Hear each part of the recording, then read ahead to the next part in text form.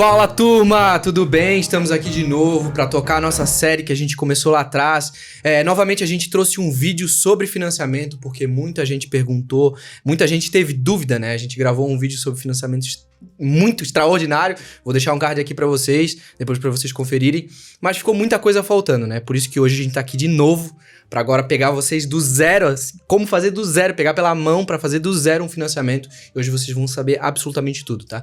Vai ser diferente dos outros que a gente gravou, né? Os outros a gente gravou mais estilo podcast. Esse a gente vai fazer num talk, né? Aquele pergunta e resposta. E para isso a gente trouxe hoje os dois maiores especialistas do mercado. A gente tá aqui com uma presença nova, a Gabi. Ela já vai se apresentar para vocês e, obviamente, o Gaspar vocês já conhecem, ele apresenta os vídeos, né? E para quem não me conhece também, eu sou o Alan Almeida, né? Eu sou gestor de marketing aqui da Best, né? E como eu falei, hoje a gente vai falar novamente sobre financiamento. Então, para você que ainda não é inscrito no canal, se inscreva, por favor, ative o sininho, né? Vocês estão acompanhando um conteúdo maravilhoso, a gente tá fazendo aí o máximo, né, possível de conteúdo para, obviamente, responder as dúvidas que vocês têm, né? Então, eu acho que a gente pode começar com os dois. O Gaspar vocês já conhecem, né? E a Gabi pode se apresentar pro pessoal, né, que ainda acaba não te conhecendo aqui do canal. Oi, turma, eu sou a Gabi, sou diretora operacional ali do Seja Best, toco todas as operações, tanto de home quanto de financiamento. Vim conversar um pouquinho, né? Fazer um bate-papo. Show de bola, show de bola. A Gabi comanda lá o pessoal da parte da operação, né? Ela é nossa diretora operacional. E o Gaspar é o nosso CEO, né? Ninguém me aguenta mais, cara. A gente teve que trazer outra pessoa, né? Porque não, só tu falando aqui não dá. Das duas uma, né? Ou as pessoas estão gostando muito de me ver, ou ninguém me aguenta mais, né? Então tá bom. Mas eu acho que eles estão gostando, porque claro, os nossos inscritos só têm subido. Os números só têm obrigado, né? Já todo mundo aí pela audiência. A gente tá super feliz e o que nos motiva tá aqui cada vez mais, trazendo mais conteúdo e compartilhando conhecimento aí. E agora uma voz feminina junto. É verdade, não, tem que ter, né? Tem que ter. E a gente faz isso de graça, né? Não tem, a gente... Claro, tem, como eu sempre falo, a gente tem o ganho como empresa, mas financeiramente não é um ganho agora, né? Nossa. Então a gente tá fazendo isso simplesmente para agregar valor. A gente investe, na verdade, né? Investe para levar esse conhecimento. E a gente tá investindo nas pessoas, investindo em vocês. Tá, então vamos começar, tá? A gente vai fazer no estilo, como eu falei, perguntas e respostas. Por quê? Porque muitos de vocês têm dúvida, né? Ah, eu quero fazer um financiamento, por onde eu começo, né? E tem muitas dúvidas. E eu trouxe as maiores dúvidas aqui que eu trilhei, que pra quem não sabe eu respondo nos comentários. Então vocês apresentam as dúvidas lá e eu acabo conseguindo trazer essas dúvidas pro canal, né? Então vamos começar. Antes de começar a operação, como é que você tem que agir? Como é que você tem que se preparar para começar a sua operação, né?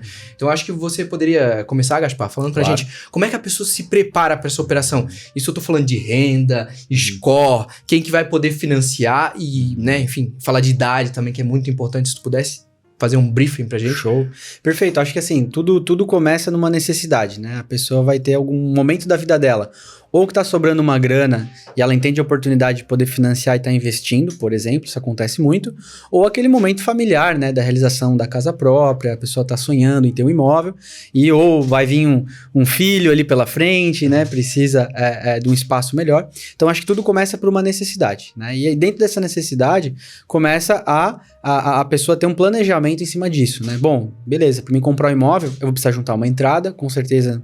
Aí a gente vai falar disso no decorrer, nas características do que pode e não pode no financiamento.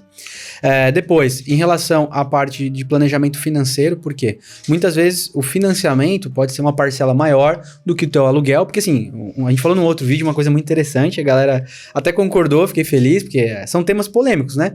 O mercado hoje, principalmente na internet, uns falam que é furada você comprar imóvel, você tem que começar a investir, juntar o dinheiro para ter à vista, então são várias visões. Mas a principal visão que eu tenho, com base nessa questão de custo e planejamento financeiro, é o seguinte: morar, todo mundo precisa.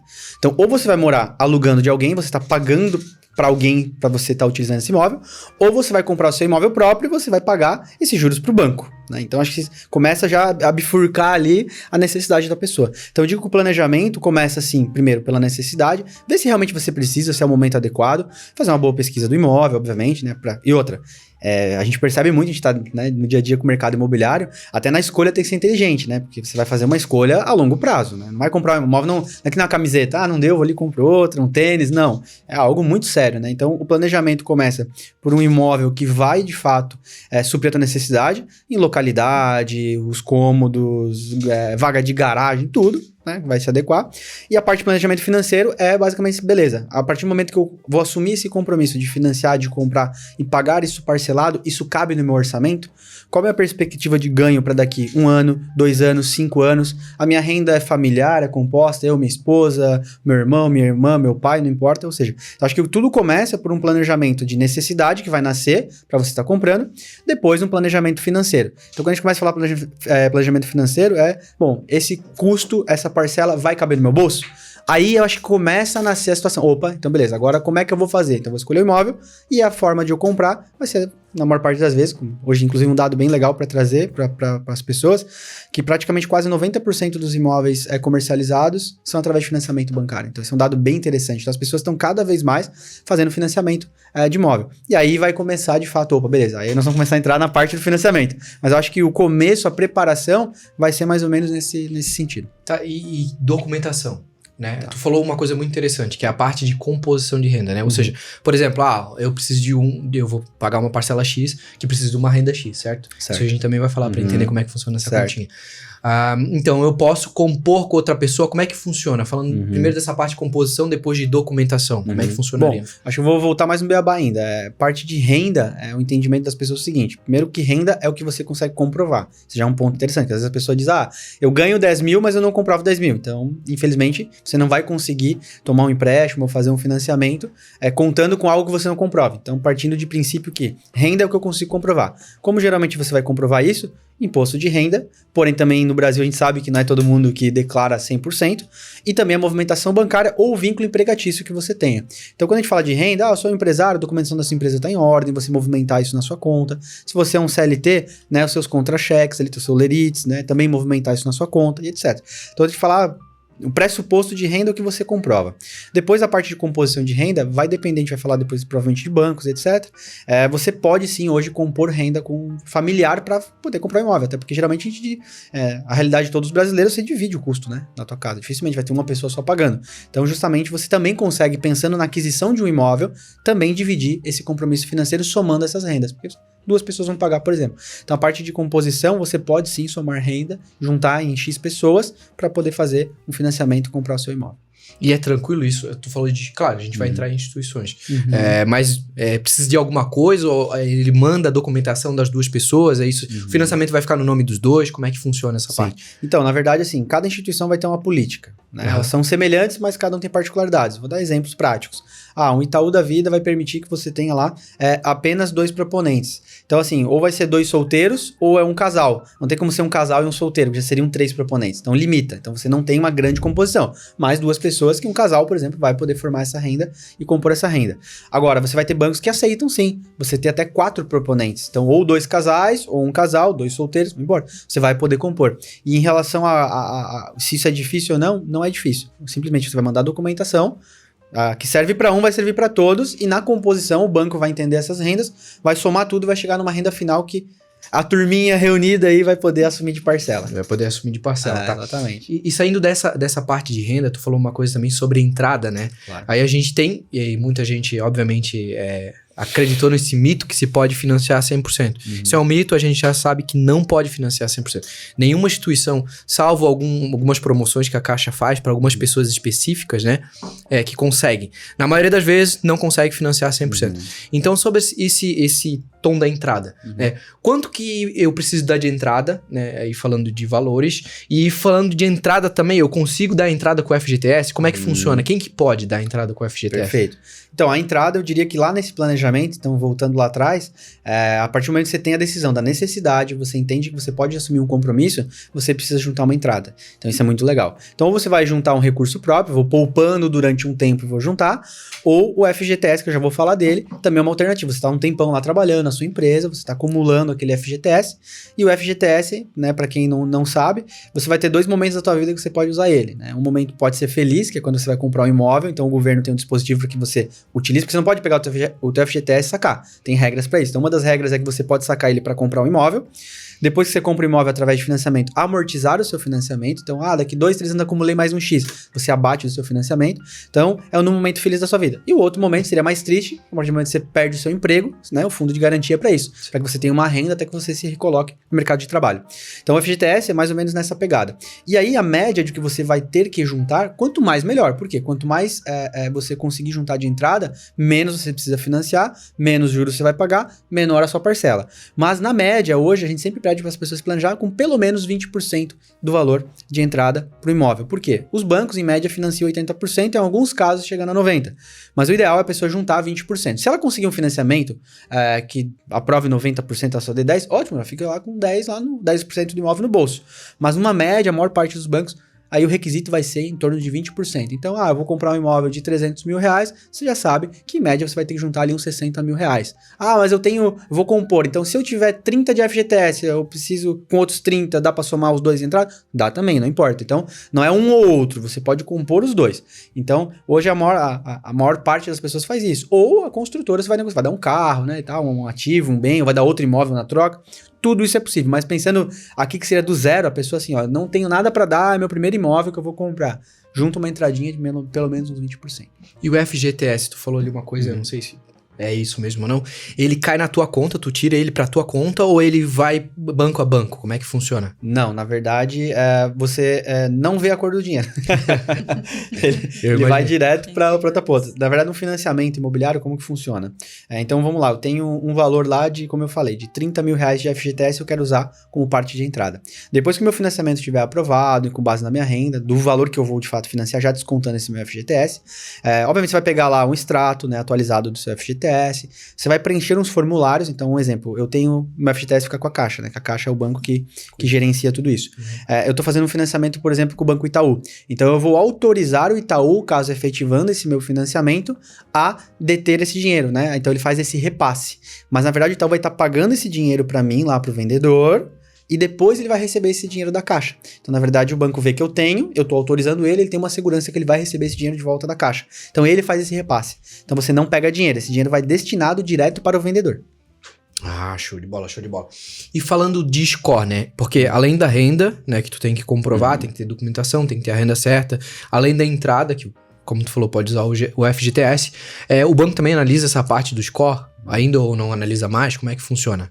Só um pouquinho, tipo assim, tudo depende disso.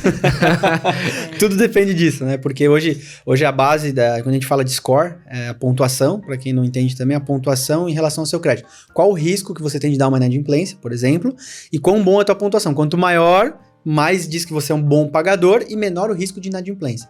Então hoje, praticamente todas as instituições vão levar em consideração isso. E aí o score, como que você cuida do seu score, você tem um bom score, inclusive, para quem não sabe, o site do Serasa, você faz um cadastro, é gratuito, você controlar e monitorar o seu score. E basicamente o score vai levar em consideração o quê? Se você é um bom pagador, né, se você tem pagado suas contas em dia, você tem produtos financeiros que também te façam ter uma adimplência em relação a isso. Ou seja, quanto mais ativo você for e melhor pagador você for, maior o seu índice de score. Quando que o teu índice de score vai começar a ficar abalado ou vai diminuir? A partir também do endividamento, né? Eu tenho uma renda presumida de 10 mil, mas eu já tenho lá 3, 4 mil reais de empréstimos que eu tô pagando. Então começa a aumentar meu risco de inadimplência, minha pontuação baixa. Outro exemplo, né? Meu cartão de crédito, tô pagando o mínimo, tô entrando no rotativo. Então eu começo a ter ali uma inadimplência, vou estar comprometendo, novamente vai baixando. Ou seja, você sempre vai começar a ter problemas, ou deixei uma conta para trás e vai negativar meu nome, né? Então, esse cuidado com o nome, ele é importante porque vai te ajudar no momento que você precise fazer uma operação de crédito, não só aprovar, porque às vezes você pode aprovar com um score não tão bom, só que vai mudar a taxa de juros, a facilidade em você conseguir esse financiamento mais rápido. Então, tudo muda. Eu diria que o score é o cartão de visita, entendeu? Meu score tá bom, você tá com a porta aberta com o mercado, ótimas taxas, o povo vai te ligar para te ofertar crédito, essa é a verdade. Agora, né, tô com um score muito baixo, você começa a ter algumas dificuldades, né? O teu crédito vai demorar, enfim, aí começa... Então, hoje o score, sim, de fato, ele seria a primeira premissa básica para você conseguir um bom financiamento. Então, não necessariamente a pessoa precisa estar negativada para o score dela baixar. Ela estar pagando alguma coisa, algum um provento financeiro, alguma coisa assim nesse sentido, o score dela vai abaixando também. Isso também é um problema para ela entrar numa operação. Os atrasos, né, nos pagamentos também acabam influenciando bastante no score. O fato do cliente paga as contas, mas paga sempre com atraso. Isso também já demonstra para a instituição um despreparo financeiro, né, uma desorganização financeira do cliente. Então, basicamente, cara, paga tudo em dia, bonitinho aí, que tá tudo certo. Agora, o endividamento, a partir do momento quando você... Inclusive, tem essas variações, né? Ele nunca é flat, a gente chama. Nunca é uma coisa só e vai continuar. Um exemplo, tá? É muito legal até. Eu tenho uma renda presumida no mercado de X, então eu vou lá, não tô comprometendo a minha renda. Só tô com a minha renda limpa e tá tudo certo. Quando eu faço uma contratação de um crédito, um empréstimo, inclusive entra seguro, outras coisas, tá? Dentro do score. Basicamente, pensa comigo, aí dá uma baixadinha, porque, opa, o Gaspar aqui se endividou. Como é que vai ser isso daqui pra frente? Mas daqui 2 meses, 3 meses, 6 meses eu pagando em dia, minha pontuação sobe de novo. Daqui 6 meses eu contrato uma nova operação, mesmo que esteja endividando ou subindo o endividamento. Também pode baixar. Então, tem essa flutuação. Inclusive, a gente até fala, né? Até o nível de pesquisa a mercado também pode influenciar. Então, tome muito cuidado, a gente fala, escolher uma boa empresa e fazer alguma coisa legal, justamente por isso, tá? Para poder, cada vez mais o teu score ficar melhor, enfim. Então, é um cuidado importante que vai facilitar a tua vida. Então, cuide do seu score, que a tendência é você ter bons créditos e uma facilidade com o mercado financeiro. E quanto que é o mínimo de score que a pessoa precisa para dizer assim, cara, o meu score tá bom assim para começar a financiar? Quanto que é o mínimo que ela precisa em termos de pontuação? É assim, ó, vamos pensar, a pontuação ela vai, na verdade, de 0 a 1000, né? Tá. Mas pensando que 100 para frente, porque daí 0 você não vai conseguir um crédito, provavelmente você esteja negativado com alguma dívida, etc. 500 você tá apto a entrar na brincadeira. Então, você vai conseguir rodar uma análise e tal, de um financiamento e etc. 700 pontos, você já está apto a ser aprovado. Isso ajuda muito na hora da aprovação, porque entende que você é um bom pagador. 900, até 1000 é difícil, né, Gabi? Acho que é raríssimo achar alguém com 1000, né? Mas assim, perto de 1000. Eu nem lembro se eu vi alguma vez, mas tudo bem. Mas 900 tem aí. Tem a galera que cuida muito do seu crédito, tem um score de 900. Mas pensando aí, numa média de 900, aí o mundo já se abre, você vai ter taxa boa e tal. Então assim, 500 você tá... Vamos pensar no semáforo, eu falo muito. Abaixo de 500, de 400, 300, 200, você tá meio que farol vermelho. De 500, 600, de 400 a... vamos fazer de novo, peraí. De 0 a 300, farol vermelho. De 300 a 600, farol amarelo. De 600 até 1000, você já tá no farol verde. Isso é a melhor definição para as pessoas entenderem em relação a isso. Fica mais tranquilo para ela financiar, então. Exatamente. E se, por exemplo, a gente vai fazer essa composição de renda que a gente falou no começo, né? Beleza, eu vou compor renda com a minha esposa, certo? O meu score é maravilhoso, lindo. Pô, 900, etc. Mas o da minha esposa é, sei lá, 300. O score dela é ruim, a pontuação dela de mercado é ruim ou ela tá endividada. Isso influencia? Vai, Gabi, vai que eu vou tomar uma. Influencia um pouco. Aí o bacana, na verdade, o banco ele vai analisar e vai centralizar a pessoa com maior renda como o principal titular da operação. Então, essa mesma recíproca pro score. A gente pode centralizar a pessoa que tem a melhor classificação como proponente principal e aí deixar essa pessoa em segundo plano, né? Vai influenciar um pouco, mas não vai ser o primórdio ali de não, vou negar um crédito pela questão de score do segundo proponente. Até porque nem sempre a pessoa tá na composição de renda, né? Se a renda não for necessária, inclusive dá para tirar, a pessoa vai entrar junto na operação, né? Se for casada no papel, entra junto ali como titular, mas dá para deixá-la de fora dessa parte de renda. E aí fica mais tranquila ainda a operação. Mas se ela entrar na operação, pode dar problema. Se a pessoa tiver ou endividada ou com score ruim, assim, que o mercado olhar. Ou seja, se ela entrar na composição de renda, isso pode dar um problema. Pode afetar a condição do financiamento, né? Se ela, dependendo do quanto for o score, seguindo essa regrinha do semáforo ali, ele pode influenciar na taxa, talvez não vá gerar recusa, mas ele vai tá pegando dentro da operação sim. Ah, show de bola. Tem um lance aí que é interessante, né? Entende o seguinte, se cada um é uma renda de 10 mil familiar, eu e minha esposa. Então eu tenho 5 mil, minha esposa tem 5 mil. Então eu sou o Alan que tem esse score bom, tô top, não tô comprometido. E aí minha esposa tá devendo um monte, tá restritivo. Qual que é o entendimento do banco? Eu não posso contar com essa renda. Então entendi. Eu posso negar por quê? Porque eu precisava das rendas de vocês dois para aprovar esse financiamento. Então realmente pode negar por isso. Agora, se o Alan tem a capacidade de contratar isso sozinho ou até mesmo rebalancear essa operação para que o crédito fique menor, um exemplo. Alan, vocês queriam financiar um imóvel e pegar 500 mil. só que a tua esposa aqui não tá colaborando, mas com a tua renda eu consigo 350. Aí uma decisão do casal, por exemplo, vamos procurar um imóvelzinho, de repente, numa outra categoria aqui, menor, pra gente poder comprar, porque não adianta, aquela coisa, tem que se apaixonar pelo que é possível, né? Então até, inclusive, uma dica pras pessoas, e aí o mercado é muito igual, tá? Então essa é uma dica muito boa já pra quem tá vendo a gente. Não adianta tu achar que, porque a Caixa não deu, o Itaú vai fazer milagre, o outro vai fazer. A dinâmica do mercado, ela é muito igual, tá? Então assim, o critério de análise, o score é para um, é para outro, a capacidade de pagamento, o tanto que o Bacen coloca como um limite de comprometimento de renda, que hoje é de 30% a 35% da sua renda, você pode comprometer para operações financeiras, a regra é para todos os bancos também, ou seja, tem muito disso. Então, um pouco dessa leitura só para acrescentar aí sobre essa questão do score do casal e tal, tem isso. Então, o banco entende as duas rendas. Opa, então você não posso contar com esse, você pode, se você não pode, eu posso negar porque eu não vou conseguir te dar o crédito que está comprometendo. Entendi. E voltando ali, um pouquinho numa coisa interessante que a gente acabou esquecendo de falar. Voltando na parte de renda. Como é que funciona aquela continha da renda? Por exemplo, assim, minha parcela é X. Como é que eu faço para saber o quanto eu preciso ter de renda mensal comprovada, como tu falou, para conseguir ser aprovado dentro daquela... Vai, Gabi. Regrinha de 3. É uma regrinha de 3. O cliente tem que comprovar uma renda que feche 3 vezes o valor da prestação que ele quer contratar. E aí existe aquele fator dos 30% da renda, né? Então, não é... Se eu tenho uma renda de 10, eu posso comprometer 3 mil. Mas se eu já tenho um compromisso financeiro hoje, seja de um financiamento de um veículo, um empréstimo pessoal, onde eu tenho R$1.000 de comprometimento. Então, eu já não posso assumir uma prestação de 3, eu posso assumir uma prestação de 2. Sempre balanceando dentro desses 30%. Não tem como fugir disso.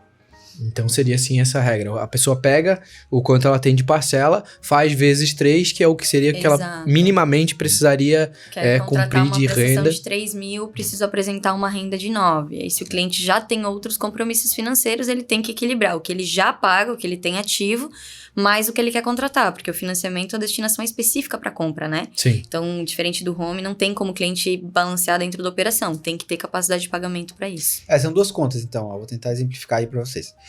Tem a conta da renda necessária para um valor de financiamento. Então, por exemplo, eu quero 500 mil, a parcela é 5.900. Então, eu sei que eu preciso apresentar uma renda de 3 vezes os 5.900. Então, uma renda de aproximadamente 17 alguma coisa. A outra conta, se eu não sei em relação ao meu financiamento quanto eu preciso, eu faço a conta inversa, em cima da minha renda. Aí você também faz essa conta. Se eu ganho 10 mil, eu posso comprometer de 3 mil a 3.500, descontando o que eu já pago. A resultante disso é o que eu posso assumir de parcela. Então são duas contas. A conta de renda necessária é 3 vezes o valor da prestação, livre também, não, tira os compromissos de fora. Ou se eu quero achar pela minha renda e converter em financiamento, inclusive alguns bancos têm isso, né? Você pode escolher o financiamento ou por parcela ou por valor de crédito, justamente para você ter isso. Então existem essas duas formas de fazer essa conta aí. E esse 30% que o banco pede não é o banco, né? Isso é uma regra, né? É lei e não tem como fugir disso, né? Não é uma vontade do banco, né? O banco é fiscalizado, por exemplo. O Banco Central faz auditoria, né? Dentro das instituições financeiras. Você vai pegar uma amostra dos 1.000 contratos que você fez e vai pegar 5 contratos para dar uma olhada, ver se está dentro das regras. Então, por exemplo, se você faz uma operação dessa e você emprestou mais do que aquela capacidade comprovada dentro do histórico de análise do cliente, tá fora. Então, na verdade, justamente, não é que o banco quer alguém... Como é que funciona? Então, deve ser uma dúvida. Tá, mas quem vai saber? Né? No meio de um oceano de milhares de contratos, é por isso. O banco é auditado pelo Banco Central. Então, a regra o Banco Central coloca e as instituições têm que seguir, mas elas mandam tudo? Sim, todas as operações estão interligadas no sistema do Banco Central. Mas existe uma auditoria para isso, porque esse tipo de informação não vai lá, quanto que foi a análise, não. Mas justamente existe uma fiscalização. Então o banco nunca vai correr o risco de ser penalizado por fazer um negócio fora. Até porque, por que foi criada essa situação de comprometimento de renda? Para evitar o superendividamento da população. Então entende-se que 30% você pode assumir. Acima disso você tem um risco de endividamento da população e a pessoa não dá volta, se afundar em dívidas. Ainda mais no Brasil, né? Que as taxas de juros são bem baratinhas, né? E isso aumentaria o problema que a gente já tem, né? 68% da população endividada. Exato. E tu falando de perfil, essa análise de renda, score, entrada, quem pode financiar? Pessoa física, pessoa jurídica, quem que pode entrar dentro dessa operação? Legal. Aqui vale bastante a pena a gente fortalecer, porque eu vejo que realmente tem muita dúvida lá no canal, né? O que acontece? O financiamento, você pode contratar tanto na sua pessoa física, você como pessoa física, ou numa pessoa jurídica, pela sua empresa. Só que existem 2 mercados dentro de um único mercado. O mercado de financiamento, né, imobiliário, para quem precisa adquirir, ou seja, o banco vai te prestar para você comprar um imóvel. Ele vai ter 2 caminhos diferentes. Você tem o tradicional, que é um dinheiro mais barato, que é a fonte do recurso. Então, já falando, a gente tem um outro vídeo, acho que não vou entrar muito nisso hoje, mas basicamente é o seguinte, o dinheiro mais barato, vou falar português claro pra galera, pra não entrar em SFH, que o dinheiro é da FGTS, da poupança, essas coisas não vai entrar hoje aqui. Galera, é o seguinte, pessoa física, dinheiro é mais barato. Você tem fonte de um dinheiro mais barato. Se você quer um financiamento mais barato, você vai comprar pela sua pessoa física, tá? Os bancos têm acesso a um dinheiro que vem um pouco do governo, tem subsídios, ou seja, o dinheiro é mais barato para na pessoa física.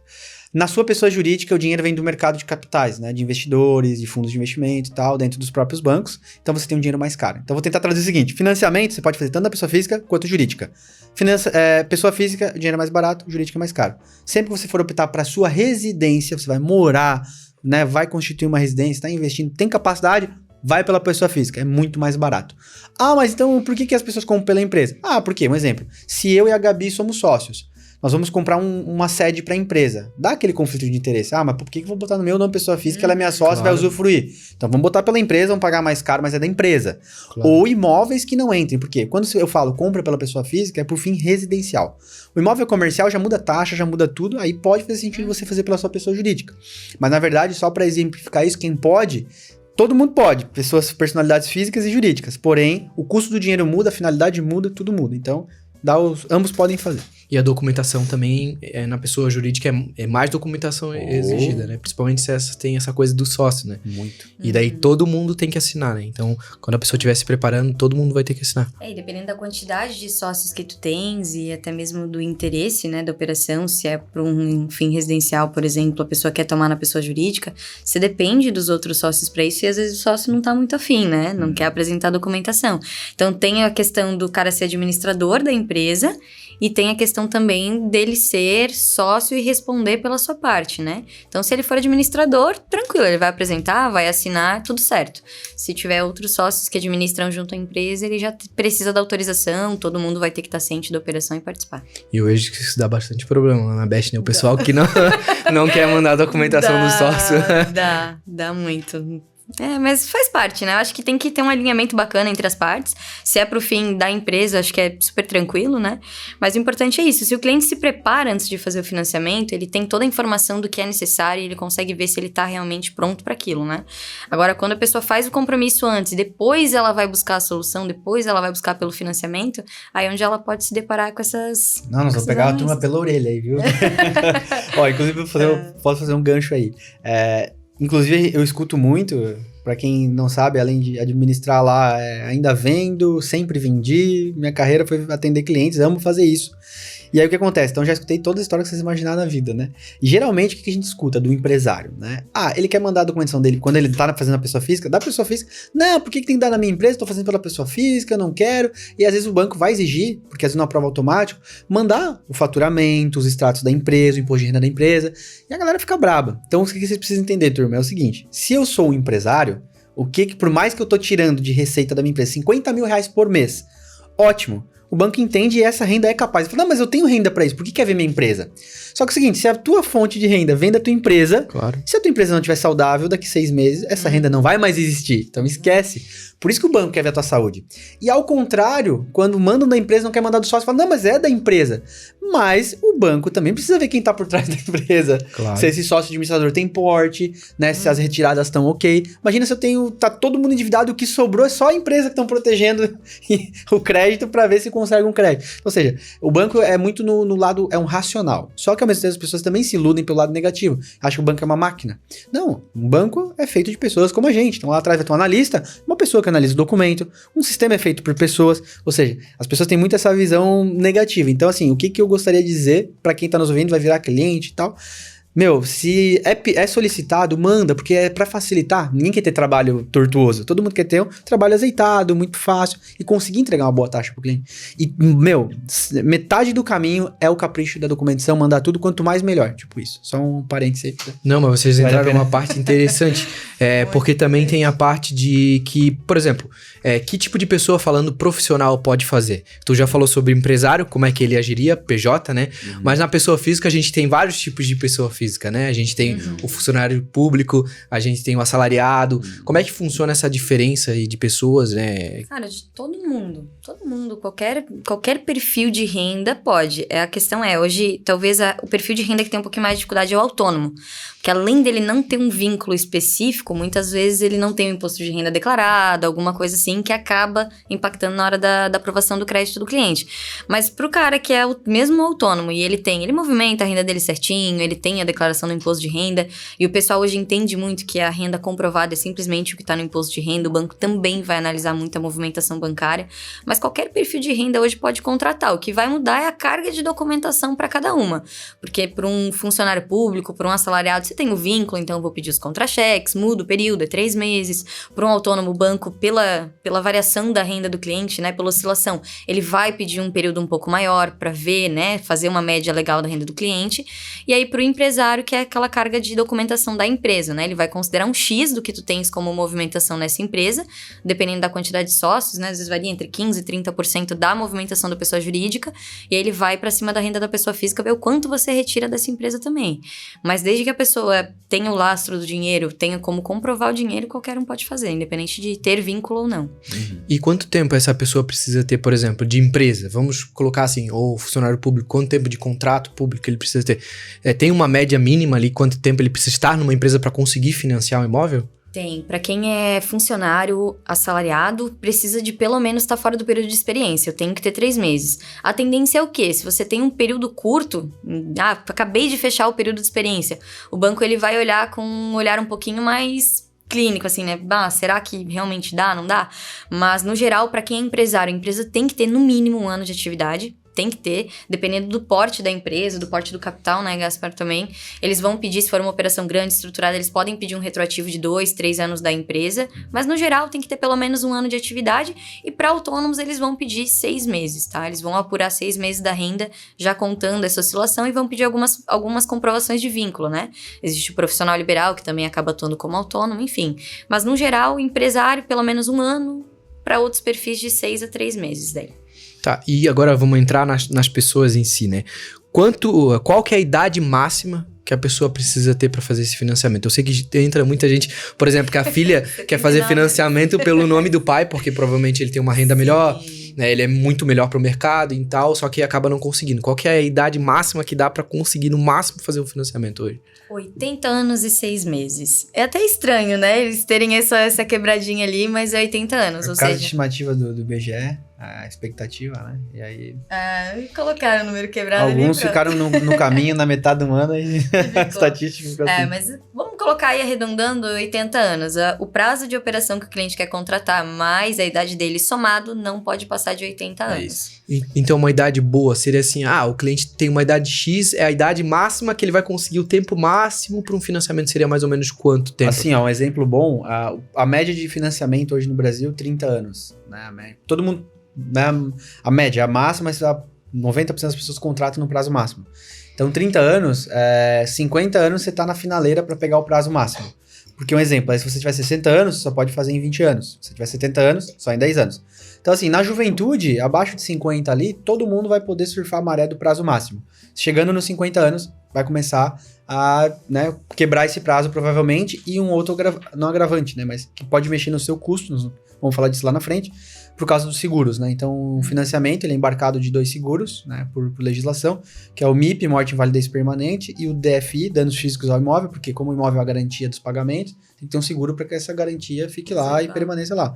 E o morte e invalidez, porque em 30 anos pode ocorrer qualquer coisa, né? A pessoa falecer, faltar e etc. Então, tem um seguro que cobre esse financiamento, vai ser pago. Então, é uma segurança para ambas as partes. Para quem contrata, não deixar uma dívida aí para os familiares, e para o banco que ele vai receber. E aí, basicamente, quanto mais velho, maior o risco, né? Tem a gente chama lá as alíquotas conforme a idade, então é bem essa curva assim, né? Conforme vai aumentando a sua idade, maior o risco de, né, você falecer, aumenta também essa alíquota, vai ficando mais caro o seguro. Então, quanto mais velho você fizer o financiamento, um pouquinho o teu custo pode modificar. O pessoal até tem uma impressão, vou compor renda com a minha mãe, como tu comentou. E é pra equilibrar, porque ela tem uma renda bacana. Só que às vezes quando você coloca uma pessoa que tem um pouco mais de idade dentro do financiamento, você encarece a operação por conta do seguro, e às vezes acaba ficando 6 por meia dúzia, porque o que você agrega na renda, você acaba encurtando no prazo da operação e aí não consegue trazer muita vantagem. Então não é uma grande vantagem isso, então. Só se tem uma idade mínima ali, como vocês citaram. Até porque pelo mais velho, né? As pessoas acham que, bota o 2 e vamos ver o que dá. Não, o foco vai ser no mais velho, no maior risco, né? E ele também vai balancear de acordo com a renda. Então, geralmente, se a pessoa mais velha tiver a maior renda, vai ser pelo mais velho e o seguro vai ser mais caro porque é proporcional à renda também. Entendi. Então agora a gente já encerrou a parte de preparação. Se vocês ficaram com alguma dúvida, comenta aqui embaixo. Ficar com dúvida de score, renda, idade, enfim, qualquer dúvida que vocês tenham, comenta aqui embaixo. A gente vai responder, né? A gente tá respondendo todo mundo no máximo possível. Se vocês tiverem alguma dúvida mais específica, pode mandar lá no Instagram, que a gente também tá respondendo lá no inbox do Instagram. E agora a gente vai começar a busca pela operação, né? O que óbvio, tem vários tipos de pessoas, né? E cada pessoa tem o seu gosto particular, né? Pra fazer isso. Mas por onde a pessoa deve começar, né? A gente sabe que tem o banco, a gente pode procurar o banco, a gente sabe que tem especialistas, como por exemplo vocês. Por onde a pessoa deve começar? Qual que é essa diferença entre ir pra um lado e ir para o outro? Então, na verdade, a parte da busca e onde começar, ela vai ser, se você faz o planejamento como a gente falou antes, já comece a fazer uma pesquisa de custo no mercado. E a primeira coisa que eu indicaria para as pessoas, planejando eu tô na data de hoje, me planejando para que daqui 2 meses, 6 meses, 1 ano, não importa, dentro de um banco que tem um bom custo, historicamente, né? Porque não adianta olhar o banco que tá barato hoje, mas historicamente vem sendo barato, abrir um relacionamento. Então, o start da operação seria abrir um relacionamento com a instituição a qual você pretende fazer um financiamento. Leva o seu salário para lá, movimenta bastante a sua conta, usa cartão, usa tudo que você puder para gerar um histórico positivo que vai te ajudar na sequência a você ter uma boa taxa de juros. Então, acho que o primeiro lance na escolha do banco, historicamente, um banco que tem uma boa taxa, vem mantendo boas taxas e que vai te agregar também serviços. Por quê? É o que eu costumo dizer. Não adianta você pegar só um banco por esse produto e não pode te agregar em outras coisas. Você podia ter as duas coisas. Você pega um grande banco que vai te dar uma ótima taxa e vai te agregar em relacionamentos. Então, primeiro, escolher o banco e depois de escolher o banco, você, na verdade, criar um relacionamento com essa instituição. Porque é muito mais fácil você querer contratar um financiamento no banco que você tem um histórico já de 6 meses, 1 ano, tá toda a tua vida financeira lá, do que eu chegar a bater na porta de um banco hoje para financiar amanhã. Muda totalmente o cenário. Mas a pessoa não precisa fazer sozinho, né? Porque é muito difícil essa parte. Operação muito burocrática, o financiamento é uma operação muito burocrática. Às vezes a pessoa nem sabe, como a gente falou da preparação anteriormente, ela nem sabe como se preparar, né? Então, ela pode buscar um especialista, por exemplo, como é que funciona fazer dentro da Best? Ela vai pagar alguma coisa? Ela vai ter algum custo? Qual que é a diferença entre fazer com a Best e com a Best? É isso que eu ia dizer, né? Já ia puxar a sardinha pra gente, né? Se a pessoa pode escolher, tem que escolher seja a Best, obviamente. Na verdade, você vai ter 2 caminhos. Vai ter o caminho solitário, né, onde você vai fazer direto com a instituição financeira. E aí, experiência bancária, não preciso falar que a experiência bancária é boa ou ruim. As pessoas entendem. Cada um, se tu perguntar, cara, o que você acha de banco? Como é que é a sua experiência com instituição financeira? Geralmente, ela não é boa. Então, eu não preciso dizer que é ruim, mas eu vou pincelar um pouco do cenário. Então, você vai enfrentar, né, obviamente, o tradicional, vai ter que ir na agência, vai ter que falar com o gerente, a documentação você vai cuidar de tudo sozinho, você vai ter dificuldade para ter retorno. Vou dar um exemplo, inclusive hoje eu estava resolvendo um negócio da minha conta, que fazem 2 dias que eu chamei meu gerente no WhatsApp e, tipo... Agora que me respondeu. É isso. Das 9 às 4, né? Tchau, sem choro. Não tem nada, enfim. O gerente do banco, ele muitas vezes não é remunerado por isso, é um processo de trabalho, enfim, é tortuoso. E um outro caminho é você, através de um correspondente, de uma fintech, né, de um especialista, que, né, vai ser focado nessa operação para te entregar uma experiência diferenciada, como é o nosso caso, né? E em relação a custo, você vai ter uma taxa mais... Se você perguntar, mas qual que é a vantagem? É mais barato com vocês, com o banco? As pessoas estão focadas nisso. Gente, a taxa é uma só. Não importa o canal, seja o canal direto com a agência ou o canal de correspondente, o produto do imobiliário é um só, mas tem canais diferentes de prospecção, né, que vai para dentro do banco essa operação. Então a taxa é a mesma. Em relação a custo, o custo é o mesmo. Então, na verdade, não vai te agregar. Então você está ganhando um serviço especializado a custo zero. A experiência, então, né? Exato, totalmente. A gente tá lá 24/7 só focado em fazer isso. E qual que é o custo pro cliente? Zero. E justamente o serviço é tão bom do especializado, não tô só falando da gente, tô falando no geral de boas empresas. O banco tá te pagando para fazer serviço, ou seja, o banco paga o especializado para não fazer o trabalho. Vê como ele gosta de fazer isso, né? Então o banco ele paga o especializado para fazer esse trabalho burocrático. E falando em termos de financiamento, puxando um pouquinho pro produto, né? Hoje a gente tem alguns produtos dentro do mercado, né? Que seria a TR. Hoje a gente tem pouquíssimos taxa fixa, geralmente é mais TR, né? Uhum. Também temos poupança e temos IPCA, né? Uhum. IPCA é um problema, né? A gente sabe, né? Olhando para a inflação como ela está hoje, ele acaba sendo um problema. Então a melhor escolha para a pessoa seria escolher pela TR, né? Uhum. Então a pessoa escolheu pela TR, só que daí isso é uma dúvida muito grande do pessoal lá no canal. A pessoa escolheu TR. Daí eles me perguntam assim, cara, qual tabela de amortização eu vou escolher? Por duas coisas. Primeiro, pelo comportamento do produto, da tabela de amortização, mas também porque lá na frente eu quero amortizar, qual que fica mais barata, qual que eu pago mais rápido, como é que funciona essas tabelas de amortização e qual seria a melhor escolha dentro do produto TR? Então, na verdade, assim, a escolha da tabela, ela é importante, né? E principalmente olhando no horizonte mais a longo prazo. A questão toda é a seguinte, né? Tabela SAC, que é o sistema de amortização constante, as pessoas conhecem pela famosa tabela decrescente. A Price, eles chamam de parcela fixa, porque ela vai do começo até o fim se comportar da mesma maneira. Vantagem da SAC contra a Price. A SAC, você amortiza mais, amortização constante, ou seja, você vai amortizar desde o começo um valor fixo muito maior do que a Price. O que isso significa? Você está pagando mais rápido a sua dívida.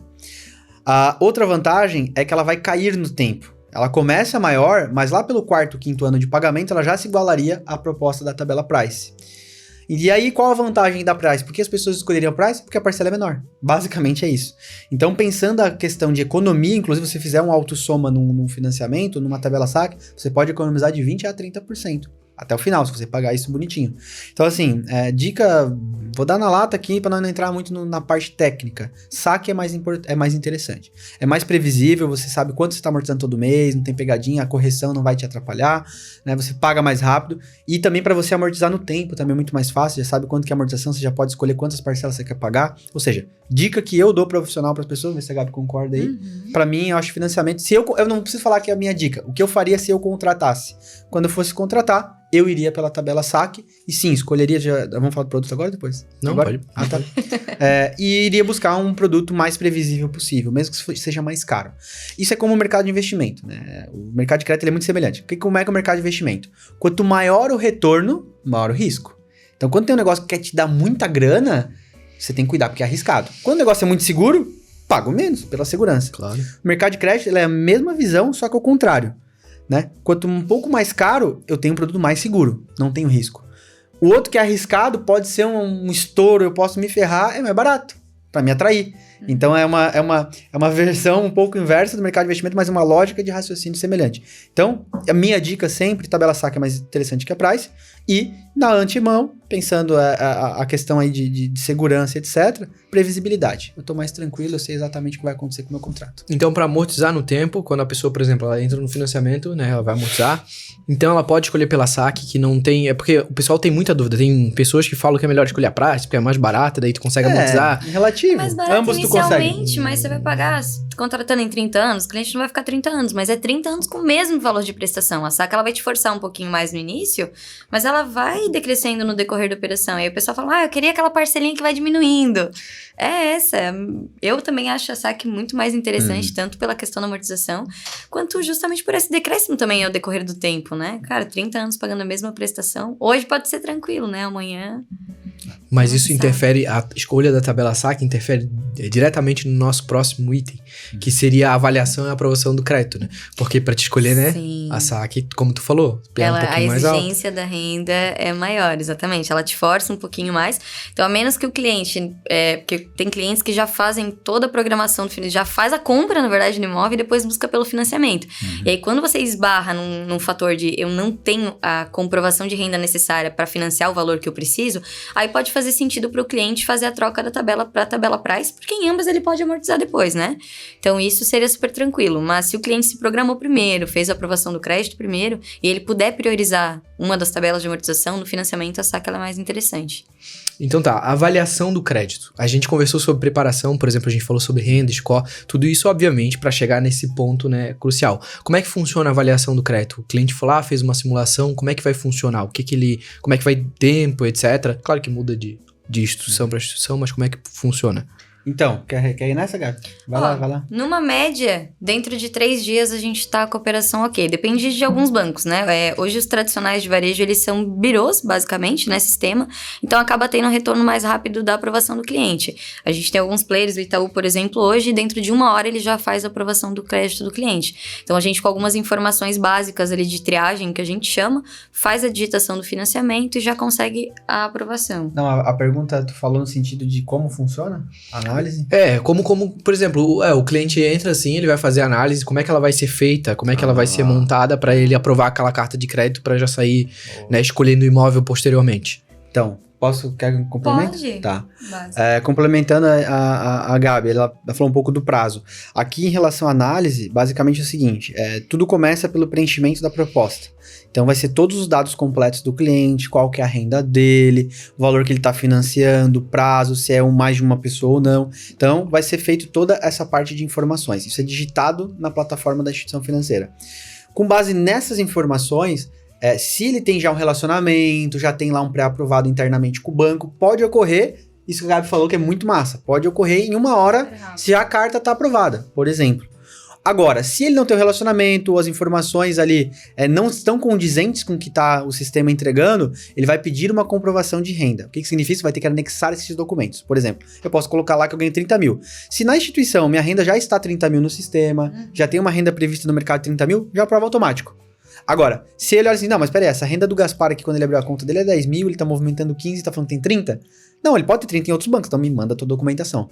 Aí vai ser aberto ali uma pendência de envio de documentos. Quando esses documentos são imputados ali dentro do sistema, são anexados dentro do sistema, aí vai entrar uma análise, onde o analista mesmo vai pegar, vai olhar se tá tudo ok, vai fazer essa checagem, pra daí sim dar o ok e aprovar essa carta de crédito. Vai achar essa renda, né? Isso. Na documentação do cliente. E quanto tempo o cliente... Porque depois aprovei a minha análise de crédito. Ele ganha aquela carta de crédito de aprovação, certo? Quanto tempo essa carta dura? Porque daí o cliente vai precisar agora procurar imóvel. Ele tem quanto tempo, mais ou menos, até o vencimento dessa carta? A validade da carta é de 90 dias. Porém, o pessoal, quando olha isso, acha, não, eu vou deixar para contratar quando tiver 85 dias eu começo a contratação do financiamento. E principalmente agora que a gente vem num cenário de aumento de taxas, o básico, assim, que eu tenho como prazo é que dentro de pelo menos 30 dias o cliente ele já inicia a contratação. Para que ele tenha tempo hábil de fazer toda a contratação do financiamento sem aquele medo de, venceu minha carta ou algum tipo de problema assim. Porque o que pode acontecer? Se o cliente acaba atrasando muito a contratação e vence a carta dele no meio do processo, ele vai ter que reanalisar essa proposta. E aí, se a taxa do banco atualizou por algum motivo, pode ser aplicada a nova taxa para o cliente. Então, num prazo confortável, o cliente tem aí 30 dias para fazer a busca do imóvel e iniciar a contratação do financiamento. Perfeito, perfeito. Então ele tem esses, vamos pôr, 30 dias de segurança, né? Então ele tem a carta de 90 dias. Como é que ele faz a escolha? Isso é, claro, a gente não trabalha no mercado vendendo imóvel, mas ele precisa escolher bem o imóvel dele. Porque o imóvel pode ter alguns problemas, que eu peço até para vocês pontuarem, que pode inviabilizar essa operação, né? Ou seja, impedir que isso aconteça. E qual que são esses problemas, por exemplo? Um detalhe bacana, né, Gaspar, é que quando o cliente está contratando a compra do imóvel, a análise jurídica ele já resguarda também o comprador nessa parte, né? De analisar a garantia imobiliária em si e também os vendedores. Então, dentro dos documentos que eles vão solicitar dos vendedores, eles vão certificar de que o vendedor não tem nenhum processo, nada que possa recair sobre essa garantia depois, como é o caso de uma trabalhista, alguma coisa nesse sentido. Eu sempre costumo orientar os meus clientes, quando eles estão buscando ainda pelo imóvel, a questionar o vendedor, que o pessoal acha só escritura, né? O pessoal fala muito de escritura quando fala de compra de imóvel. E a gente sempre aconselha, pergunta pro vendedor, quando você se interessar pelo imóvel, vê como é que tá a documentação desse imóvel. Se tem algum ônus, alguma penhora, alguma situação de indisponibilidade desse bem. Se tiver tudo certinho, tem vendedores que não gostam muito de apresentar a matrícula antes, sem saber se dá negócio ou não, mas a partir do momento que você chega com a aprovação do crédito, acho que é muito simples de ter esse tipo de alinhamento, né? Então, pegando a matrícula do imóvel, se o cliente vê imóvel de alvenaria, né? A estrutura tá tranquilo, olhando para o estado de conservação do imóvel e para a documentação você consegue ver se o imóvel está apto a financiamento. Se ele não tiver nenhum problema na matrícula, né, no sentido de ter algum ônus, alguma situação que recai ali sobre o imóvel, uma execução fiscal, super tranquilo. Então não é só analisado o comprador. O banco não vai só analisar o comprador, ele vai analisar o imóvel e também o vendedor do imóvel. Tudo isso vai entrar. Então, se o vendedor tiver um problema, por exemplo, ele tiver... agora falando de parte de dívida, né? Se o vendedor, por exemplo, tiver dívida, isso também entra ou não entra na operação? Eles pedem algumas certidões ali dos vendedores, né? Principalmente questão da Receita Federal e trabalhista, né, Gaspar? Que eu acho são coisas que recairiam além da alienação do banco. Mas se a pessoa tiver em dívidas bancárias, tal, se não tiver um processo, né, em execução... Porque assim, por que o banco faz essa análise? Vamos dar exemplos práticos do vendedor, né? Porque a pessoa pode estar vendendo por estar vendendo, ela pode estar vendendo porque ela está endividada e realmente ela pode estar numa situação complexa ali na iminência de perder o imóvel. Um exemplo, tem uma trabalhista que vai entrar em execução, vai penhorar esse bem dela, ela tem uma dívida com o banco que já está em execução, dívida de condomínio, enfim, várias dívidas que podem recair sobre o bem. Então, nesta análise, se esses processos tiverem andamento já em execução, o banco tende a não fazer. Por quê? Porque o banco não pode, né? A jurisprudência é isso, né?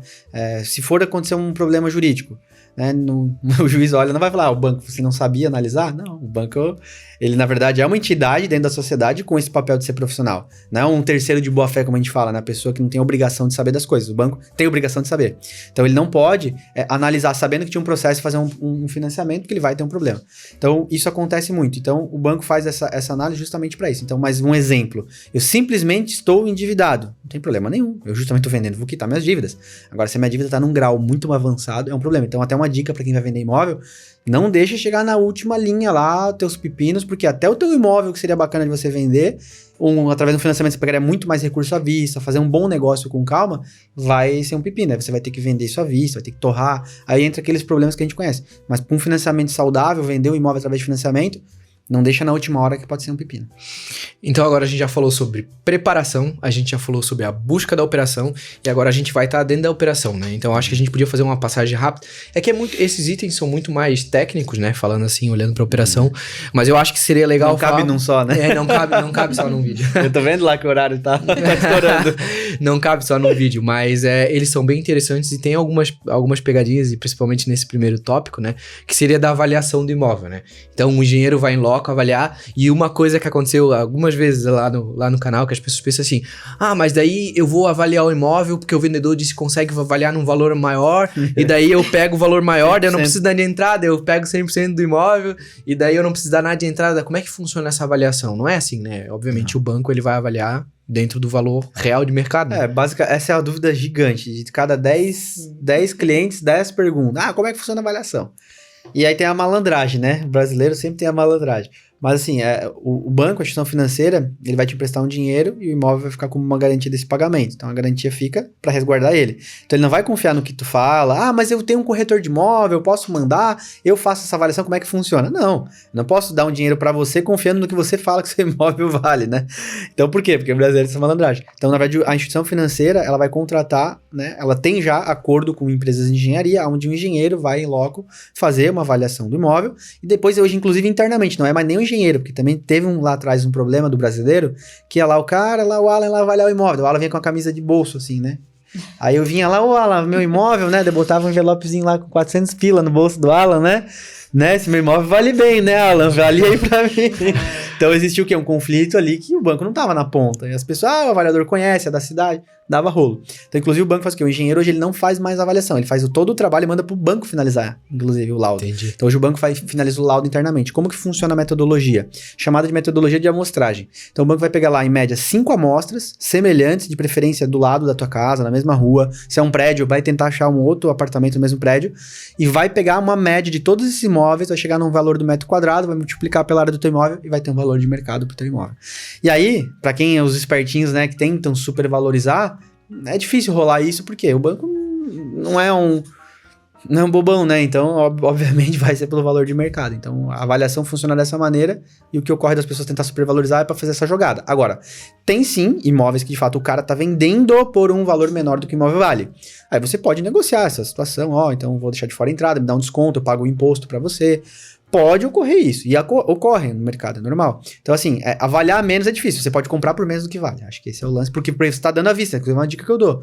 Tá comprando com financiamento, negocia mesmo um desconto, tenta comprar mais barato esse imóvel, porque 80%, 90% tá entrando à vista, negocia mesmo, espreme lá que vai dar um bom negócio. E tem um detalhe, que quando você tem essa questão da avaliação, você tem o valor de avaliação do financiamento do imóvel e você tem o valor de compra e venda. Então, para fins do percentual que você pode financiar, o banco vai considerar um ou outro, o que for menor.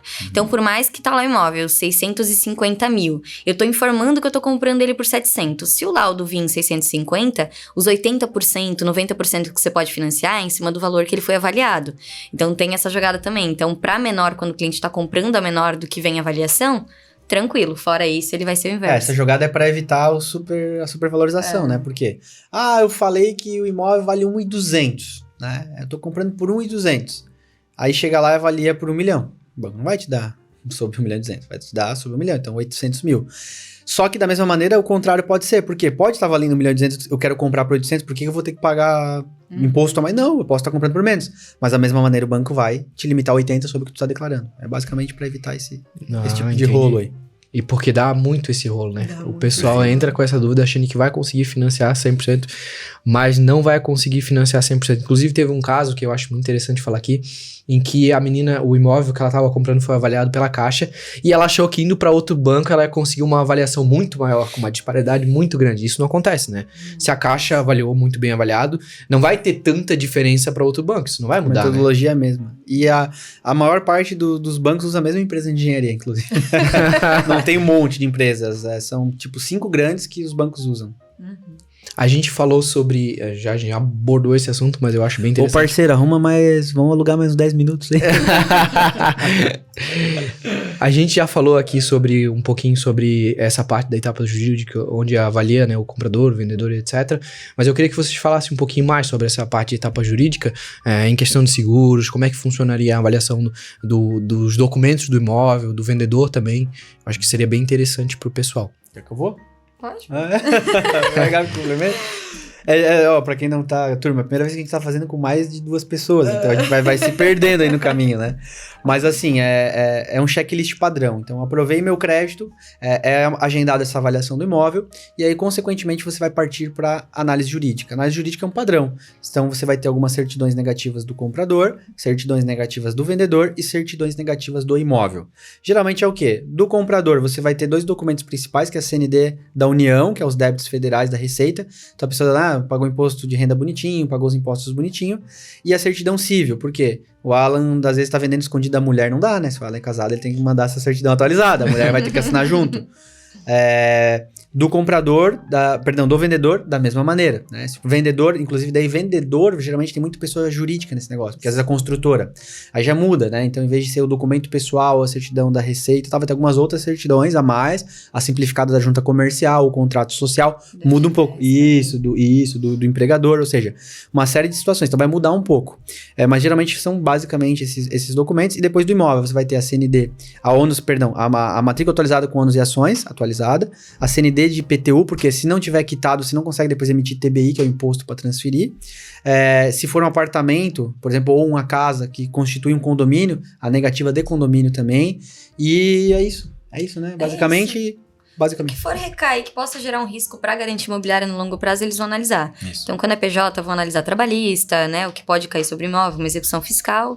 Do comprador é realmente também certificar, né? Numa situação mínima ali, se tudo certo para ele adquirir. E pronto. E do imóvel, esse imóvel tá liberado mesmo, não tem nada que vai recair. Dívida de IPTU não dá, tem que estar quitadinho, tem que estar bonitinho. Dívida de condomínio também não dá. Uma dica legal sobre IPTU, até que eu vejo que a galera tem muita dúvida, mas eu tenho que quitar, como é que eu faço? Então assim, tanto também a CND da Receita, como é que funciona? Muitas certidões negativas, você tem assim, o que significa ser negativa? Que eu não tenho débito. Só que às vezes eu tenho um débito tão grande que não tô com grana para quitar. Então existe a possibilidade, isso é uma dica para quem precisa, né, vender ou comprar e precisa tirar uma certidão para agilizar o seu processo.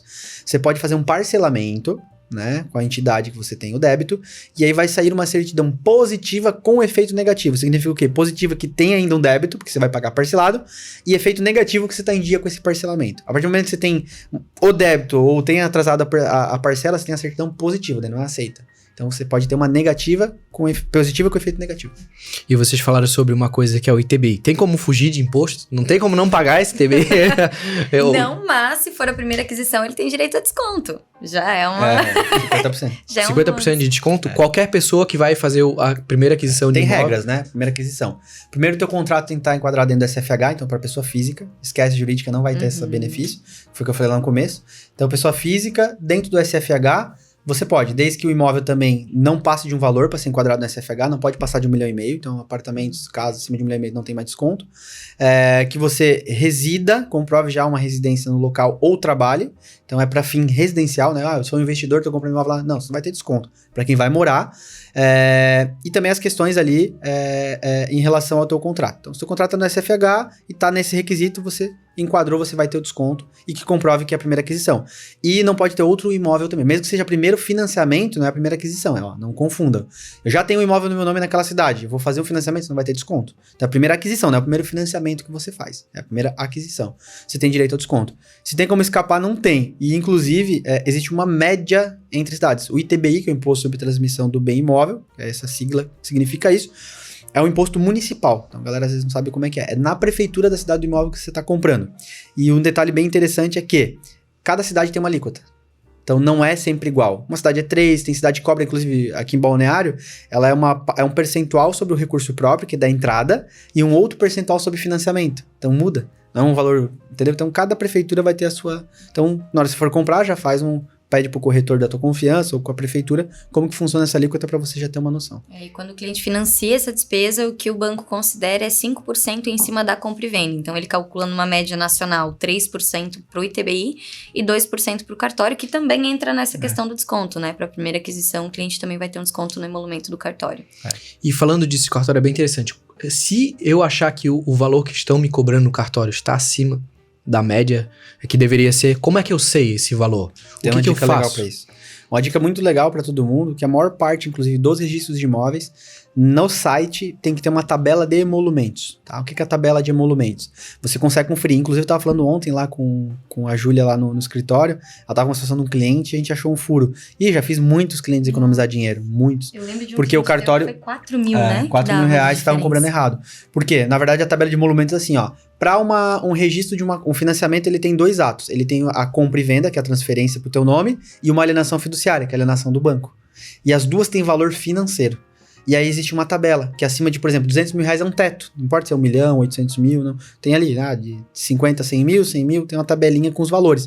Então você consegue até montar o seu cálculo. Então eu tô fazendo uma alienação acima de 200 e uma compra de 200. Deu 1.600 reais.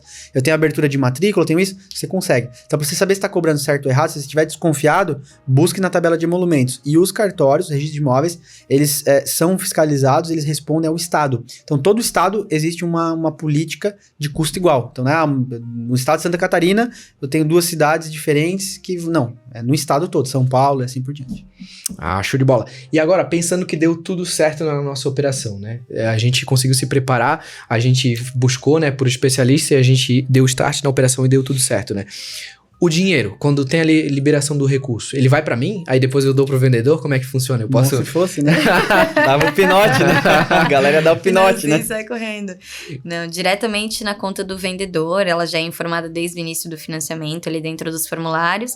Como a destinação específica é a aquisição, dinheiro direto pro vendedor. O que acontece, às vezes, numa situação pro comprador, é quando ele financia a despesa do financiamento. Quando ele financia os custos dentro do imposto, né? O cartório, enfim.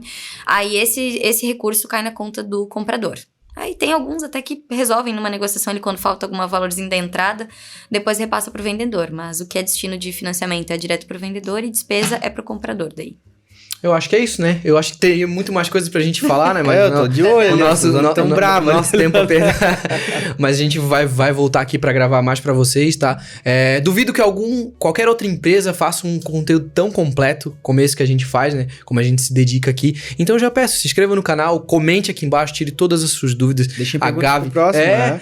O Gaspar pode responder as dúvidas, a Gabi também ajuda a responder as dúvidas. Então vocês podem chamar a gente que a gente vai matar essa dúvida, tá? E aí, por dúvida, a gente não cobra, tá? Vou fazer um convite aqui então, vai ficar uma parte 2, se todo mundo comentar aí, falar que tá gostando do vídeo, e deixem perguntas, o que vocês ficarem com dúvidas, deixem nas perguntas, vamos gravar uma parte 2, a gente traz e responde essas perguntas no próximo aí, e a gente traz a Gabi, porque ninguém me aguenta mais. É isso aí mesmo. Não, quanto mais dúvidas vocês tiverem, mais chance a gente tem de vir aqui pra sanar essas dúvidas, né? E mais útil o conteúdo, né? Mais útil ainda é o conteúdo. Então eu quero agradecer vocês sempre estão aqui com a gente, o canal tá crescendo, né? 6 mil inscritos. Daqui a 200 pouco, já, né? Isso, daqui a pouco a gente já tá em 10, então eu quero agradecer todo mundo que, obviamente, não só se inscreve, mas acompanha o nosso conteúdo, que é muito bem acompanhado. Então eu agradeço muito vocês e um grande abraço, né? Eu acho que vai voltar, né, Gabi? Vou voltar. Então, vamos ter mais presença feminina aqui. Então, muito obrigado, tá? Um grande abraço e até a próxima.